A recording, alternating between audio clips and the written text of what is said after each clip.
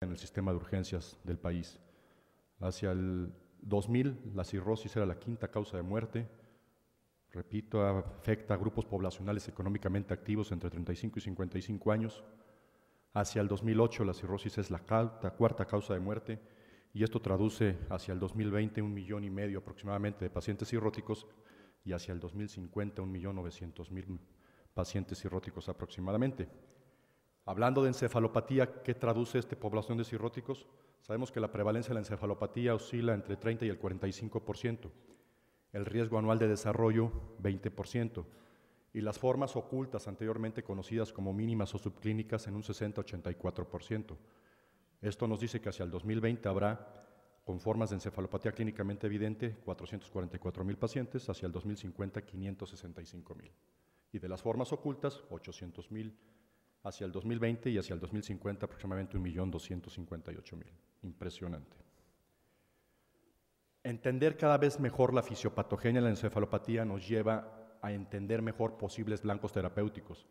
Esta imagen ustedes la han visto muchas veces, y entender la fisiopatología como una integridad de hígado, intestino, riñón, músculo y astrocito.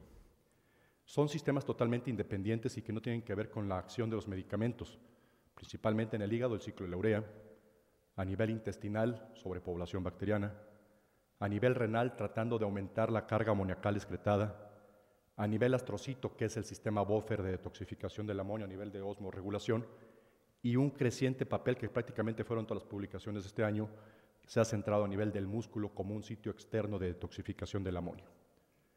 Por si fuera poco, hay mucha investigación en lo que pasa a nivel del astrocito. Ustedes recordarán que a nivel del astrocito, la detoxificación del amonio tiene razón en una enzima que es la glutamina sintetasa, que conjuntamente con el glutamato forma glutamina. Esta glutamina se va hacia el capilar, se va hacia el líquido cefalorraquídeo, o bien se va a la neurona presiminática para deamidarse y formar glutamato. Empieza a haber mucha investigación, por lo tanto, con antagonistas de glutamato a nivel de la neurona presiminática y mucho de estrés oxidativo debido al aumento de glutamina mitocondrial que genera radicales libres y aumento en la permeabilidad mitocondrial.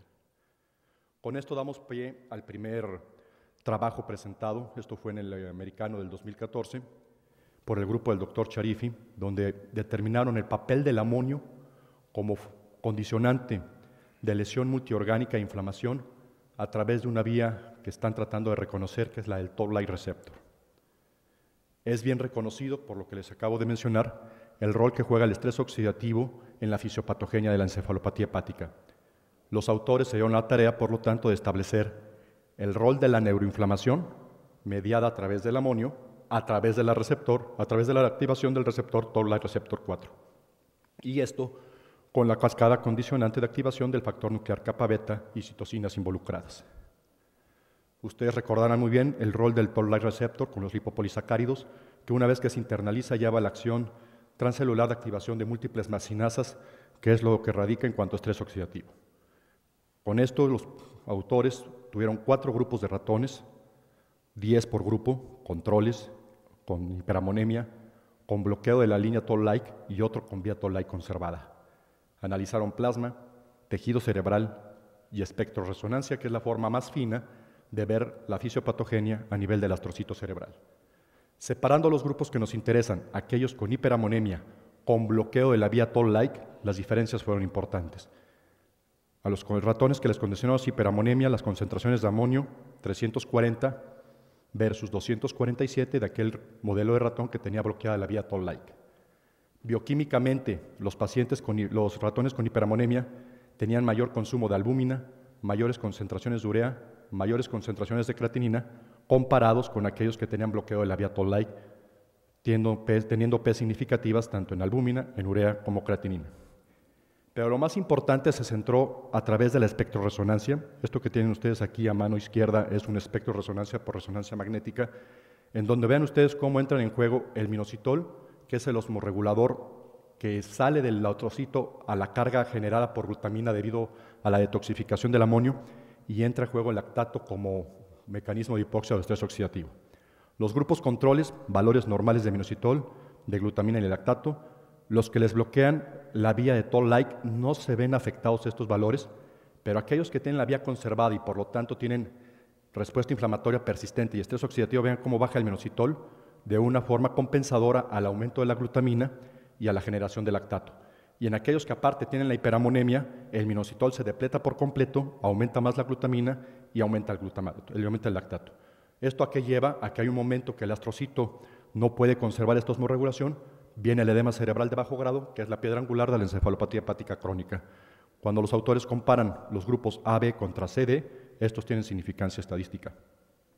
¿Qué concluyen? El amonio genera daño molecular multiorgánico a través de vías dependientes de Toll-like receptor 4. Hay una osmorregulación alterada, condicionando acumulación de glutamina y lactato con depresión de mioinositol.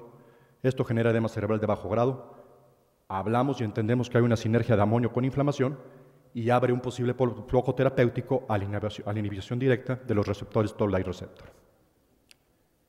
El siguiente trabajo fue por el grupo español del doctor Bellot, Paul Bellot, y habla del rol de la translocación bacteriana a través de los antígenos bacterianos en pacientes con cirrosis y formas ocultas de encefalopatía, asociación de lo mismo con un incremento en los niveles de amonio y de óxido nítrico. Todos sabemos el rol que tienen las bacterias intestinales en cuanto a la generación de amonio, esto es condicionado por la translocación bacteriana, específicamente las gram negativas. Estos autores vieron 40 pacientes de forma consecutiva, cirróticos, con ascitis y formas ocultas de encefalopatía hepática. Midieron DNA bacteriano, endotoxemia, amonio y niveles de óxido nítrico. Eran 29 hombres, 11 mujeres, con edades promedio que estaban en 60 más menos 9 años. La etiología principal del daño hepático era alcohol y el MEL promedio al momento del estudio 10.9 más menos 4.6. Cuando separan los grupos en aquellos que tienen translocación positiva determinada por DNA, vean ustedes, los niveles de amonio son inmensamente superiores a aquellos que tienen DNA negativo con una P significante. De igual manera, las cifras de endotoxemia. Los niveles de óxido nítrico mayores en el grupo de DNA positivo versus aquellos que tenían DNA negativo. Las formas ocultas de encefalopatía hepática presentes en los grupos de translocación bacteriana con una P calzada de significancia. Las cifras promedios de DNA bacteriano 28.5 más menos 3.9 contra 14.5 de los grupos que nunca lo elevaron. La correlación es directa del amonio con la endotoxemia, 0.78 con una P que alcanza significancia, y el FES, que es la prueba neuropsicológica que determina las formas ocultas de encefalopatía, tenía un promedio de -4, -8, recordando que hay un FES positivo a partir de -4. La conclusión de los autores es que el antígeno bacteriano, producto de la translocación bacteriana, se asocia a formas ocultas de encefalopatía hepática, a incremento de amonio y a óxido nítrico, y por lo tanto también refuerza las líneas de tratamiento hacia las formas de translocación bacteriana y productos bacterianos generados en el intestino. Lo más importante en este último año en cuanto a encefalopatía hepática, creo yo que se centra en el rol que tiene el músculo, y está habiendo mucha investigación en cuanto al rol protector del músculo a través de síntesis proteica de novo a nivel muscular, sabiendo que el segundo sitio de detoxificación del amonio es el músculo. Yo creo que una de las gentes que más abocada está en esto es el doctor Dazaratí de la Cleveland Clinic, donde ve el rol de la sarcopenia de los pacientes cirróticos mediado por hiperamonemia y trata de establecer la vía por la cual esto se activa, viendo la vía de la miostatina y de la beta-catenina. Es bien sabido, por lo que digo, el rol creciente del músculo, la sarcopenia y la síntesis proteica está totalmente disminuida, comprometida en los sujetos con hiperamonemia, y ellos ya habían valorado el efecto sobre la miostatina, el rol de la proteína de choque P65 y del factor nuclear kappa beta. Hicieron un estudio de hiperamonemia in vitro, midiendo beta-catenina y funcionalidad de la misma. Anteriormente habían establecido el rol de la proteína de choque P65 con el factor nuclear kappa beta activado por vía de P-sinasas de manera transcripcional.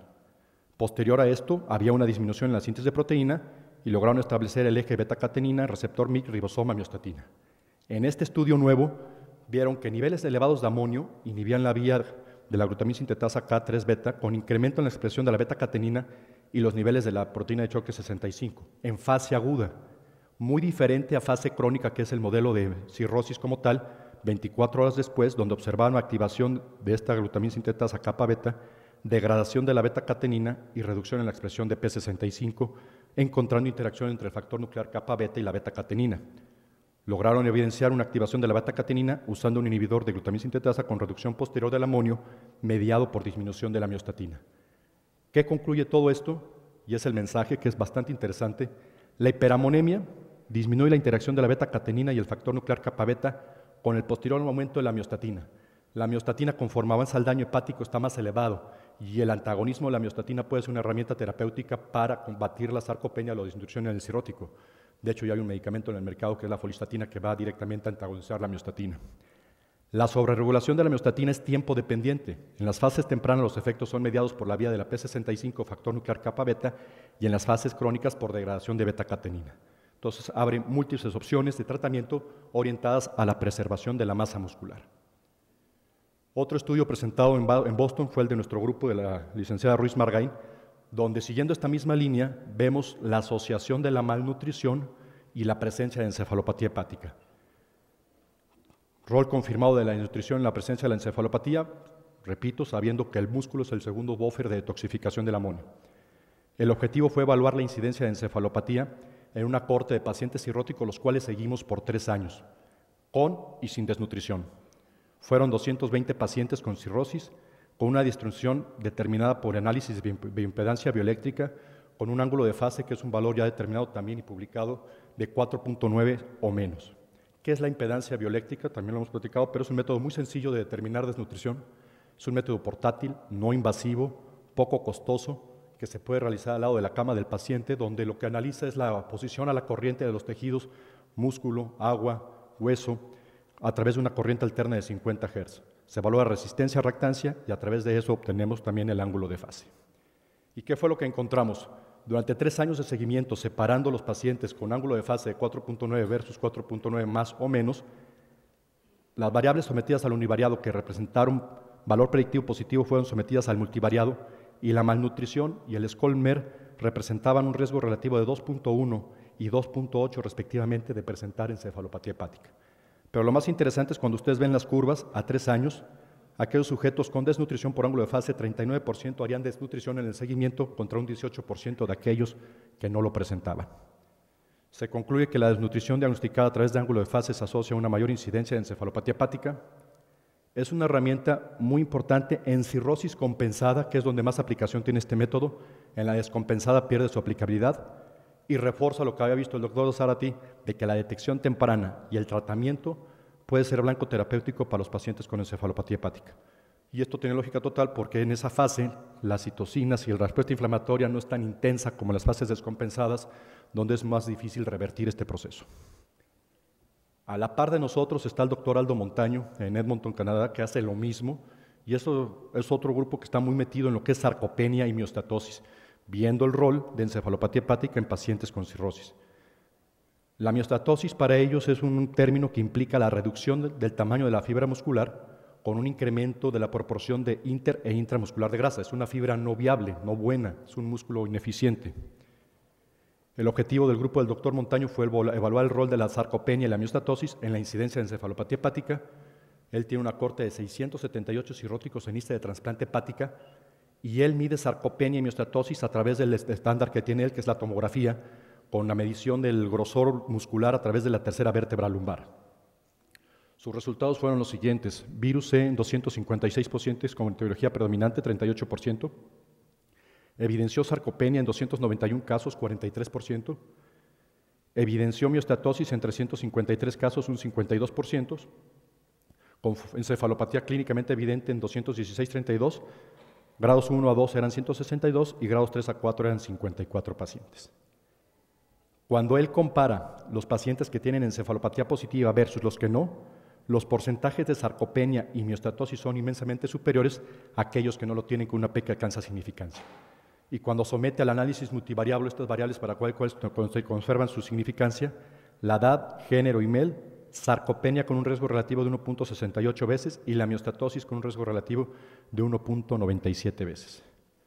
Concluyen que la sarcopenia y la miostatosis confieren un riesgo mayor de presentar encefalopatía hepática y el músculo tiene un papel protector en cuanto a la manipulación temprana para favorecer la síntesis de proteína de novo. Obviamente, abre alternativas terapéuticas en cuanto al tratamiento de la encefalopatía hepática. Otro trabajo presentado en el americano el año pasado fue el grupo del doctor Romero Gómez.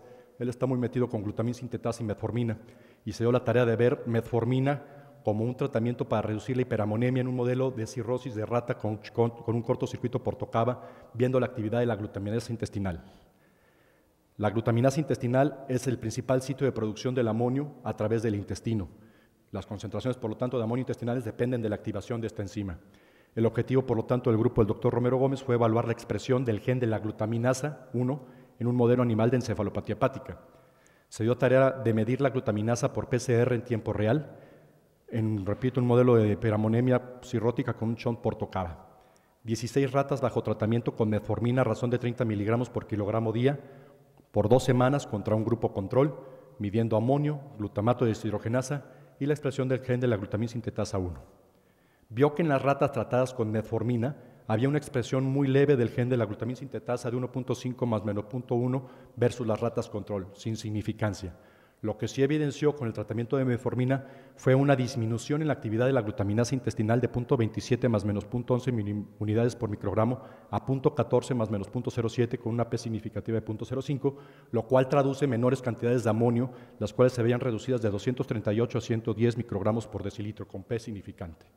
¿Qué concluye el grupo del Dr. Romero? La metformina disminuye la hiperamonemia en un modelo animal de encefalopatía, es a través de inhibición directa de la glutaminasa intestinal sin modificación en la expresión génica del gen de la glutamina sintetasa 1, valorando probablemente un efecto posttranscripcional. Otro trabajo, este es del doctor Ricardo, también del grupo de nutrición, presentado en el europeo del año pasado, fue evaluar los cambios cerebrales de los pacientes trasplantados con evidencia de alteraciones cerebrales pretrasplante. Y es bien reconocido que los sistemas vasoconstrictores están activados al máximo previo al trasplante, dígase renina, angiotensina, aldosterona. Por lo tanto, el objetivo fue evaluar qué pasaba después del trasplante en esta corte de seguimiento una vez que los pacientes llegaban al trasplante hepático. Evaluando la vasoconstricción cerebral a través del Doppler transcranial, que es una técnica que valora parámetros fisiológicos y reserva cerebral. Los parámetros fisiológicos con velocidad de flujo sanguíneo y el índice de pulsatilidad, y la reserva cerebral con la prueba de vasoreactividad y la prueba de retención respiratoria. Entender pulsatilidad como la integridad de la vascular de la arteriola con una normalidad de menos de 1 a más menos 0.20 y entender reserva cerebral como el índice de retención que evalúa la autorregulación cerebral, qué tanto esa arteriola después de la afección constante puede regresar a su tamaño normal. Se evaluaron 17 pacientes posterior al trasplante a 1, 3 y 6 meses, midiendo índices de pulsatilidad con integridad vascular e índice de apnea respiratoria, vasoreactividad. A todos los pacientes se les hizo FES, Flickr, durante los seguimientos que se mencionan en estos meses, parámetros bioquímicos y citocinas. El child previo al trasplante era B, el MEL promedio 15.5 con MEL sodio de 18, FES en menos 3 y Flickr, que es otra herramienta para encefalopatía hepática, en 38.5 Hz. Antes del trasplante, 11 de 17 pacientes tenían encefalopatía, 6 de ellos formas ocultas, 4 grado 1 y 1 grado 2. En todos los pacientes hubo disminución en el índice de pulsatilidad e incremento en el índice de apnea respiratoria, 9 de 17 pacientes, con índice de pulsatilidad que iban de 1.01 a 0.78 post-trasplante y un índice de apnea respiratoria que se recuperaba de 0.77 a 0.82 sin alcanzar P significativa. El cambio en la pulsatilidad corresponde a un decremento en el 22%, mientras que el de apnea respiratoria a un incremento en el 5%. Y al aplicar las pruebas cognitivas en estos pacientes que tenían mejora en sus índices, todos mejoraban las formas de evaluación cognitiva. Traduce, por lo tanto, que los pacientes trasplantados a 6 meses de seguimiento con Doppler cerebral tienen mejora en la hemodinámica cerebral, disminuyen los índices de pulsatilidad, lo cual traduce que hay menor vasoconstricción, se desactivan los sistemas y hay un incremento en el índice de apnea respiratoria, lo cual habla de una mejoría de autorregulación cerebral. Las lesiones, por lo tanto, previas al trasplante, con el trasplante, son reversibles. Ascitis. En cuanto a ascitis, hay pocos trabajos, pero vamos a tocar 2 que me parecen sumamente interesantes. Recordar que la historia natural de la ascitis es la activación de los sistemas neurohormonales en el contexto de un paciente cirrótico donde hay una vasodilatación arterial esplénica importante y conforme avanza el daño, activación del sistema renina, angiotensina, aldosterona y secreción osmótica de hormona antidiurética, pasando por ascitis, ascitis refractaria, hiponatremia y como manifestación extrema el síndrome hepatorrenal. Empieza a haber mucha evidencia de la evaluación de la insuficiencia adrenal relativa en los pacientes con cirrosis y ascitis como una herramienta extra para mejorar la efectividad de los diuréticos.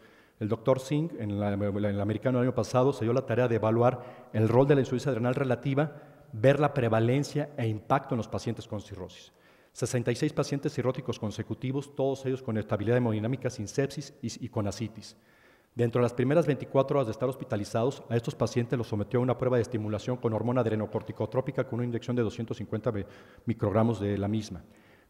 Tuvo mediciones de transcortina, de cortisol libre e índice de cortisol libre. determinando que era normal un cortisol por arriba de 12 nanogramos por mililitro. Lo siguió por 3 meses y evidenció un Child promedio de 10.6 con MEL promedio en 21.5, hepatorrenal en 9 pacientes, 13.6, prevalencia de las formas de insuficiencia adrenal relativa en 47%, la incidencia de insuficiencia adrenal relativa fue semejante en los pacientes con peritonitis bacteriana espontánea e insuficiencia adrenal, pero la hiponatremia fue mucho mayor en el grupo de insuficiencia adrenal relativa, 42 versus 17 con una P significante. Los pacientes con insuficiencia adrenal relativa tuvieron menores niveles de colesterol, de HDL, LDL. Hubo una correlación de 0.78 con factores de progresión de la enfermedad como INR, MEL y Child. Durante el seguimiento no hubo asociación de la insuficiencia adrenal relativa y la presencia de infecciones, sepsis severa, hepatorenal tipo 1 y muerte. Se concluye que la insuficiencia adrenal relativa es común en los pacientes con ascitis, hay prevalencia acorde a la severidad de la enfermedad y abre una opción de tratamiento con mineralocorticoides en estos pacientes. Y el último estudio es evaluar una terapia blanco para favorecer la efectividad de los diuréticos con el bloqueo con el agonismo adrenérgico alfa-2 y alfa-1, solo o en combinación con la terapia diurética estándar.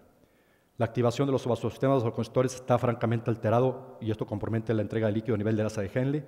Hay disminución en la actividad de los diuréticos, por lo tanto se propone agonismo simpático alfa-2, mejorando el efecto diurético, y agonismo alfa-1, mejorando la hemodinámica sistémica. Los autores dieron la tarea de evaluar el efecto de la clonidina alfa-2 y midodrina alfa-1 solos o asociados con diuréticos en un modelo cirrótico animal inducido por tetracloruro de carbono.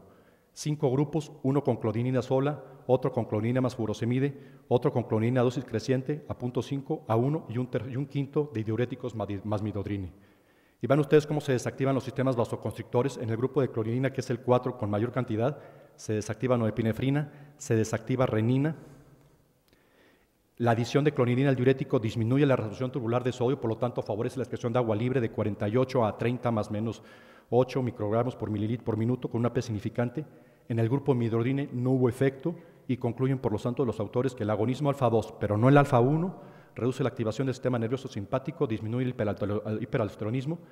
Esto favorece la natriuresis en un modelo animal de cirrosis y puede abrir nuevas líneas de investigación para favorecer el manejo diurético en los pacientes con cirrosis. Muchas gracias.